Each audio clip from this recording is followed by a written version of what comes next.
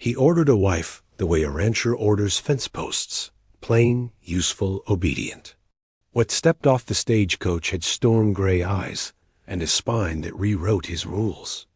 The air in the small house was thick with the late August heat, smelling of dry dust and the faint, clean scent of the lye soap he'd made last spring. Silas sat at his table, his large hands resting on the worn pine. His palms were calloused, the lines etched deep with the labor of wresting a life from this unforgiving land. He had built this house, timber by timber. He had dug the well, fenced the pasture, and plowed the fields. He had done it all alone. The stage was due before sundown, carrying a woman whose name he knew only from a letter. Elara, a practical name for what was meant to be a practical arrangement. A wife to share the burdens, to fill the silence with the soft rustle of domesticity. He expected someone plain, quiet, and grateful for the solid roof he could offer. He had sent the fare and a simple letter outlining the terms. He was a man of his word, and he expected the same. He did not expect softness or joy or the complicated tangle of feeling. He only expected an end to the crushing weight of doing it all himself. He rose and walked to the window, his gaze scanning the horizon. The sun was a molten coin sinking toward the flat, endless line of the earth. He was a capable man, a protector. He could provide safety. That was the promise he had made, the only one he was certain he could keep. He had prepared the small spare room at the far end of the hall, a bed for her, a world away from his own. The latch on its door was new and oiled. It would not stick. He had made sure of it. The stagecoach arrived in a cloud of dust and noise that felt like an assault on a quiet evening. Silas stood on the porch, his shoulders set, his face impassive. The driver, a man he knew by sight, tossed down a small trunk before helping a woman descend. She was slighter than he'd imagined, wrapped in a gray, travel-stained dress. When she looked up, her face was smudged with dirt, her hair escaping its pins in weary strands, but her eyes were not weary at all. They were a clear, sharp gray, and they met his gaze directly, without apology or deference. There was a fire in them that the long, hard journey had not dimmed. This was Elara. She was not the timid creature he had pictured. She stood with her spine straight, a survivor's pride in the set of her jaw. Silas felt a strange, unsettling shift inside him. This was not a woman who would simply blend into his silences. She would have sounds of her own. He stepped down from the porch, his boots making a soft thud in the dirt. He lifted her trunk as if it weighed nothing. "Ma'am," he said, his voice a low rumble, unused to this kind of formality. "Silas Blackwood." She gave a small, stiff nod. "Elara. Just her name. No more, no less." He led the way inside, acutely aware of her presence behind him, of the light step of a woman in a house that had only ever known his heavy tread. He set her trunk down outside the spare room. "This will be yours," he said, gesturing to the closed door. "The well is out back. I'll fetch water for you." He did not invite her into the rest of the house, not yet. He gave her the dignity of a space that was hers alone. She looked at the door, then back at him, her perceptive eyes taking in his careful distance, the way he held himself as if braced for a blow. "Thank you," she said, and the words were quiet but not meek. They held their own weight. He retreated to the kitchen, leaving her to cross the threshold into her new life alone. He could hear the soft click of the latch as she closed the door. The sound was a beginning. The room was spare, but it was clean. A narrow bed with a patched quilt, a small washstand with a plain white basin, and a single window that looked out onto the vast, bruised purple of the twilight sky. Elara pressed her forehead against the cool glass. She was here. She had survived the journey and the life before it. She had traded one unknown for another, hoping only for a measure of safety and a place to stand on her own 2 feet. The man, Silas, was not what she'd expected either. His letter had been blunt, practical, the words of a man who saw marriage as another chore. But the man himself, he was quiet, yes, but it was a watchful quiet. He had looked at her not with ownership, but with a cautious assessment. And he had given her this room, this space, without question. He had respected a boundary she hadn't even had to draw. In the morning, she rose before the sun. The house was still, steeped in a deep, masculine silence. She found fresh water in a bucket just outside her door, a small, considerate gesture that spoke more than a dozen pleasantries. In the kitchen, a fire was already laid in the stove, waiting for a match. She lit it, the flicker of the flame chasing the shadows from the corners. She found flour, salt, coffee. She worked with a practiced efficiency, her hands remembering the rhythms of a kitchen. She made coffee, strong and black. She mixed dough for biscuits. The sounds she made were small, the clink of a spoon, the soft thump of dough on the floured board, but in the profound quiet of this house, they felt momentous. When Silas entered, he stopped in the doorway. He was holding 2 pails of milk, and he simply stood there, watching her. He was a large man, and his stillness filled the space. She expected a command, or at least a question. Instead, he just looked at the coffee pot, then at the biscuits she was cutting.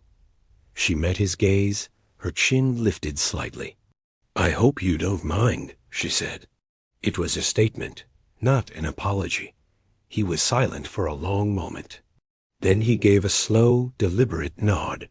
"Coffee smells good," he said, and it felt like a concession, a small offering of truce. He set the milk on the table and went about his own morning chores, moving around her with a careful grace that surprised her. He did not crowd her. He gave her space to work, to breathe. It was a new language, this dance of shared domestic tasks. A language of respect, spoken not in words, but in the quiet, careful space they left for one another. Silas found himself watching her. It was a habit he couldn't seem to break. He watched her hands as she mended one of his work shirts, the needle moving with a swift, sure purpose. The stitches were small, and even a line of perfect, disciplined care on the frayed blue cotton. He had always mended his own clothes with thick, clumsy stitches that got the job done, but held no grace. Her work was different. It was restorative. He watched her in the garden, the way she knelt in the dirt, her brow furrowed in concentration as she weeded around the late-season tomatoes. She moved like she belonged there, her posture straight, her movements economical. She did not ask for his help, but when he came to work beside her, she did not flinch from his proximity. They worked in a shared silence, the only sounds the scrape of their trowels in the dry earth and the buzz of insects in the afternoon heat. One afternoon, they both reached for the watering can at the same time. His large, calloused hand brushed against the back of hers. Her skin was soft. The contact was brief, accidental, but it sent a jolt through him, sharp and unexpected. He pulled his hand back as if burned. "Sorry," he mumbled, his voice rough. She said nothing, just picked up the can and went to the well, but he saw the faint color that rose in her cheeks. He felt like a clumsy animal, all rough edges and brute force. He was a man who knew how to break a horse, raise a barn, and face down a storm. But the small, delicate space around this woman felt like uncharted, dangerous territory. He was careful in his touch with all things, the reins of his horse, the trigger of his rifle, the fragile seedlings in the spring. But with her, he felt a need for a new level of care, a gentleness he wasn't sure he possessed. The longing was a quiet ache in his chest, a constant, low-grade fever. It was the wanting of a sound in the night that wasn't the wind, the wanting of a presence across the table that wasn't just his own shadow in the lamplight. He had invited her here for practical reasons, but his body, his heart, had not been consulted. They were staging a quiet rebellion, demanding more than the terms of his letter had ever outlined. The heat broke on a Tuesday. The sky, a pale, washed-out blue for weeks, turned the color of a deep bruise. The wind rose, rattling the windows in their frames and moaning under the eaves.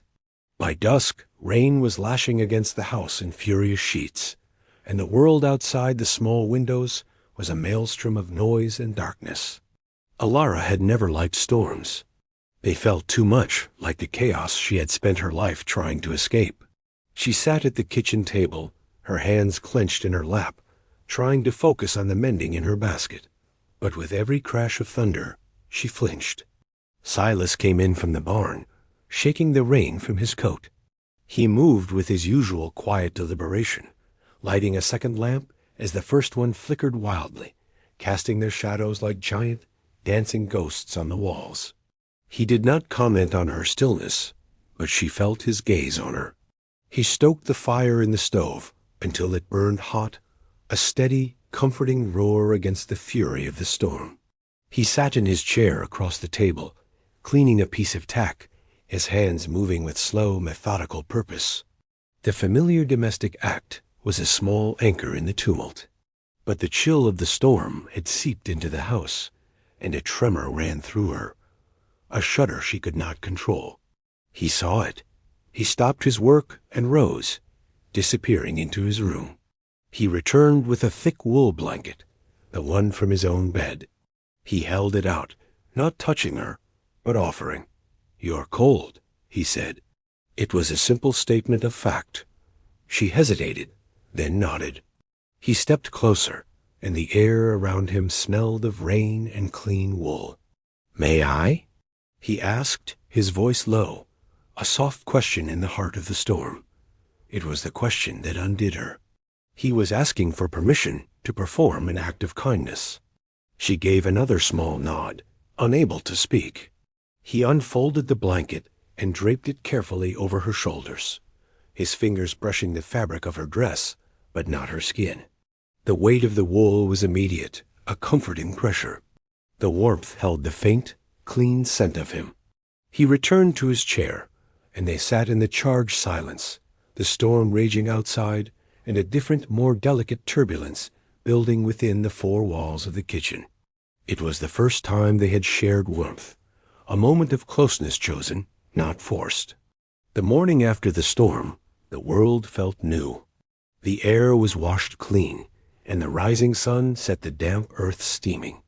The tension of the night had passed, leaving a fragile quiet in its wake. Elara woke feeling a sense of stillness she hadn't known was possible. The memory of Silas's quiet question, "May I?" and the comforting weight of his blanket had stayed with her through the night. It was a gesture of profound respect, a stark contrast to the life she had known before, where things were taken, not offered. She found him in the kitchen, staring into a cup of coffee. There was a deep weariness in the line of his shoulders, a vulnerability she had not seen before.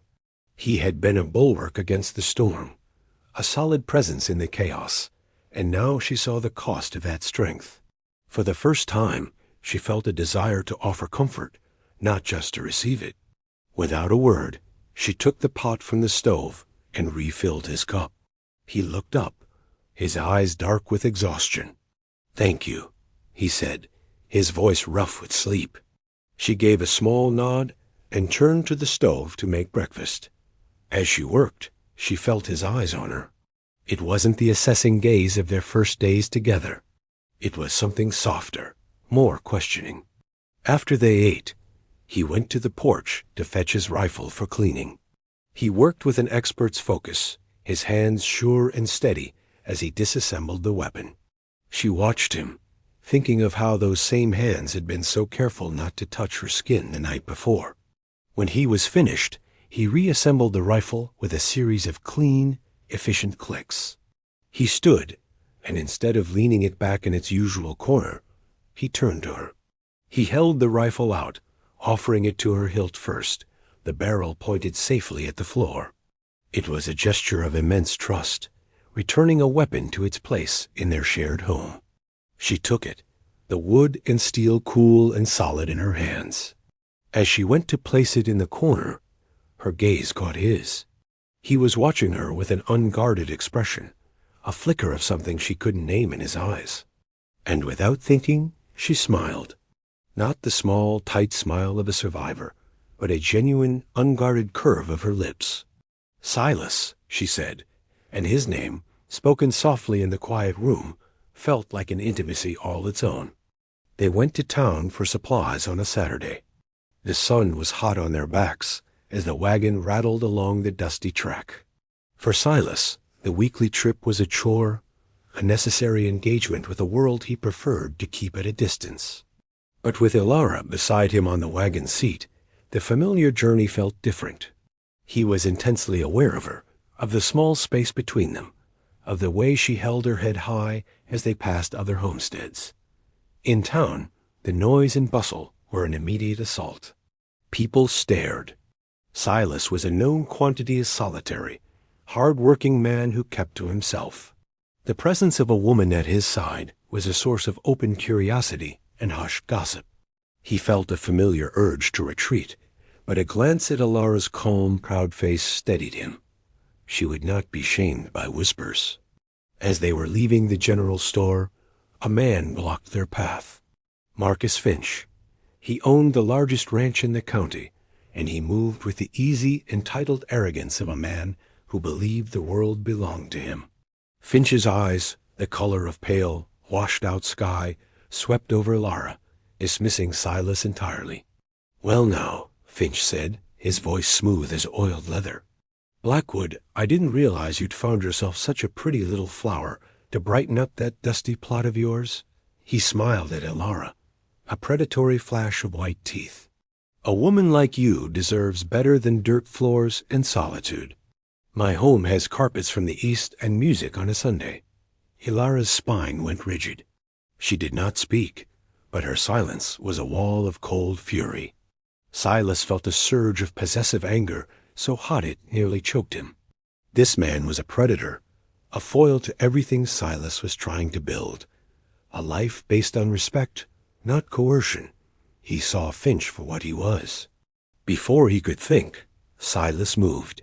He stepped slightly in front of Elara and placed a hand on the small of her back, a firm, grounding pressure. It was not a gesture of ownership, but of protection. A silent, clear statement. "She's with me." He guided her around the smirking man, his jaw tight. "We're leaving," he said, the words clipped. As they walked toward the wagon, he could feel Finch's eyes on their backs. The brief touch had been an instinct, a claim made without thought.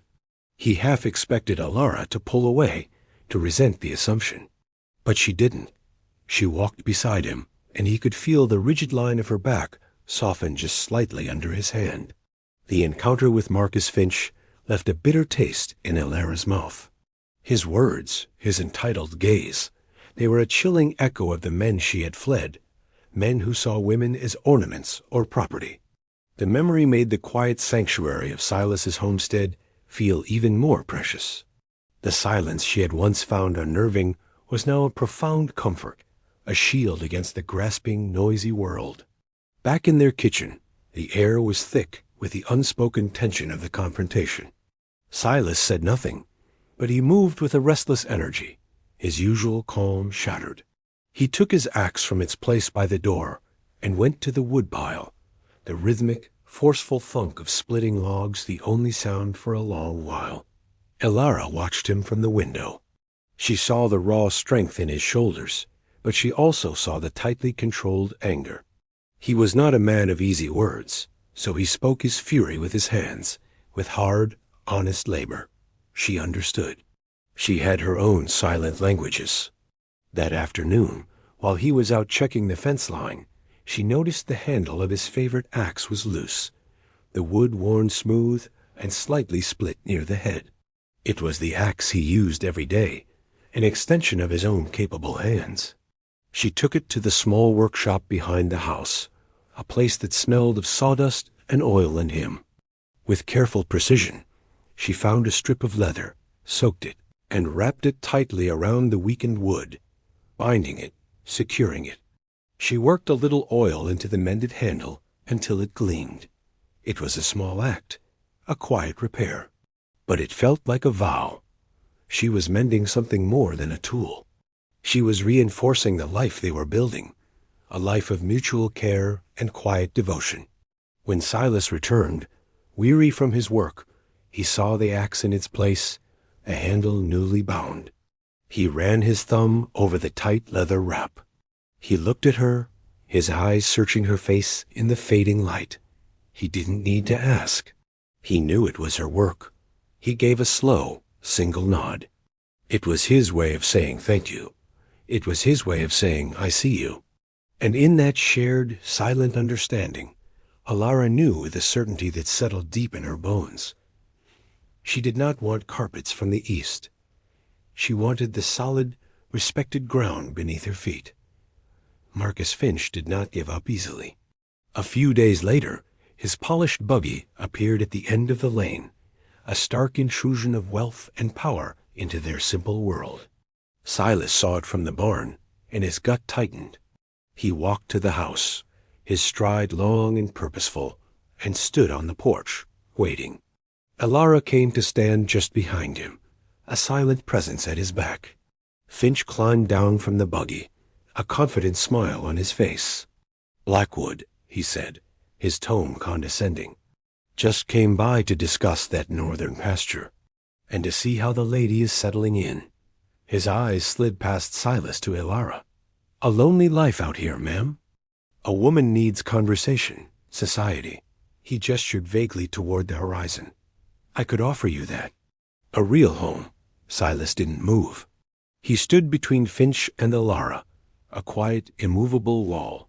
His voice, when he spoke, was dangerously low. The pasture's not for sale.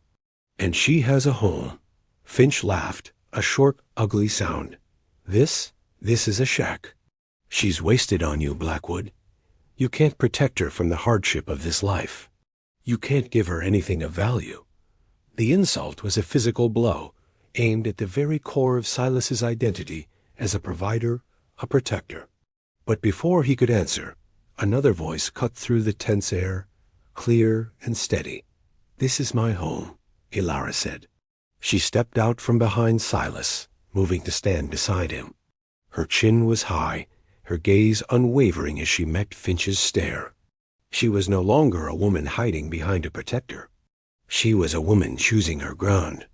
Mr. Blackwood has given me something you could never offer. Respect. Her simple, powerful words hung in the air. She stood with Silas, a united front, their shoulders almost touching. The choice was made, public and undeniable. Finch's smile faltered. He looked from Elara's resolute face to Silas's stony expression. He had come expecting to peel a prize away from a simple man, but he had found a fortress. With a sneer, he turned on his heel, climbed back into his buggy, and left in a cloud of resentful dust. The silence that descended after Finch's departure was heavier than any that had come before.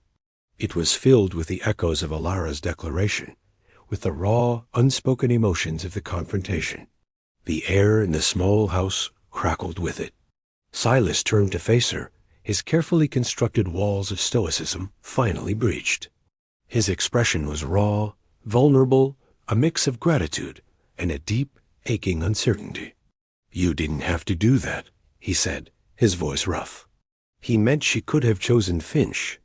She could have chosen the easier life, the carpets and the music. She didn't owe him this. Elara saw the fear behind his words, the fear that she was only staying out of obligation, that she would one day regret her choice. She needed him to understand. She stepped closer, into the space he so carefully guarded. I chose, she said softly, but with an unshakable firmness. I chose this. To prove her words, she did something she had never dared to do before. She reached out and laid her hand on his forearm. His muscles clenched under her touch, a lifetime of solitary defensiveness, warring with a desperate need for contact. But he didn't pull away. Instead, after a long, breath-held moment, he slowly raised his other hand and covered hers. His palm was warm and rough against her skin, a grounding, solid weight. It was a seal, a vow. They stood like that for a long time, hands joined in the quiet, dusty light of the kitchen. The lamplight cast a warm glow on his rugged face, softening the harsh lines around his mouth and eyes. He looked down at their joined hands, then back up at her. "I would miss the sound of you in this house," he confessed, the words torn from a place deep inside him. It wasn't a declaration of love in the way poets wrote of it. It was something truer, something quieter. It was a confession of need, an admission that her presence had become as essential to him as the roof over his head. It was everything. The tension of the confrontation drained away, and in its place, a new, tender quiet settled over the house. The unspoken questions about their arrangement had been answered. They were no longer two strangers bound by a practical contract, but two people who had chosen each other. That evening, Silas made supper. He moved with a new lightness, a sense of purpose that had nothing to do with chores and everything to do with care. He cooked for her a simple meal of stew and fresh bread, and they ate in a comfortable silence that was no longer a lack of words, but a shared understanding.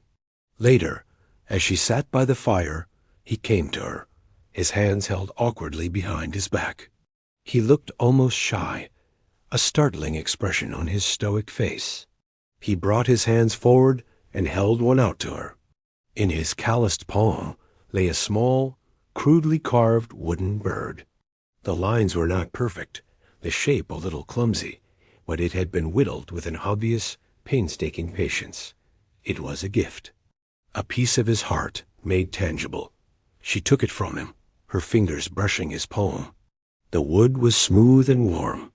She looked from the bird to his face, her own heart swelling with an emotion so powerful it left her breathless. He cleared his throat. "Stay," he said, the single word a quiet, earnest plea. He quickly added, "By choice." She met his gaze, and the whole world narrowed to the space between them. She nodded, a slow, deliberate movement. "Yes," she whispered. The word was a promise. It settled the last of the dust.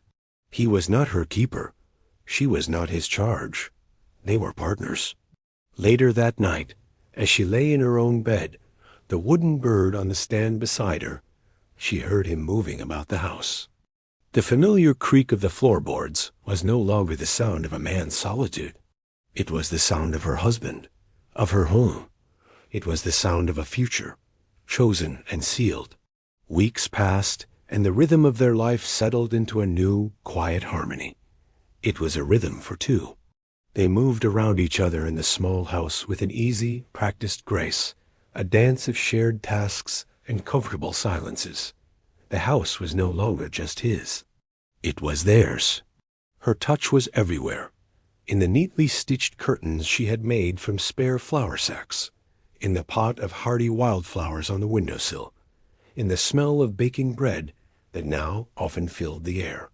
His solitude had been replaced by a shared life, and he found he did not miss the silence he had once cultivated so carefully. One evening, Elara sat watching him as he banked the fire for the night. The light from the embers cast a warm red glow on his face, highlighting the strong line of his jaw and the unexpected gentleness in his expression as he worked.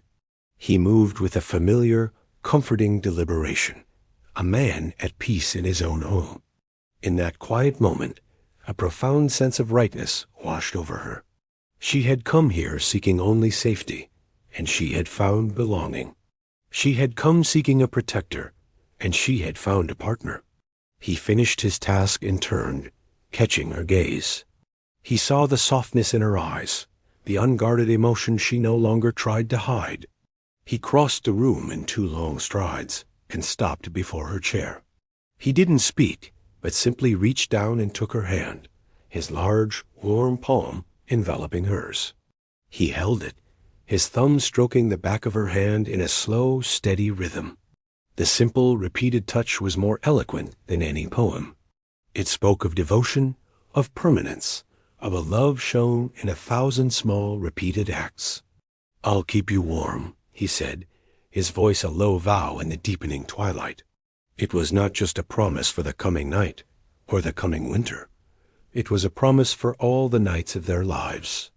A future sealed not with a grand declaration, but with the quiet, steady promise of shared warmth against the cold.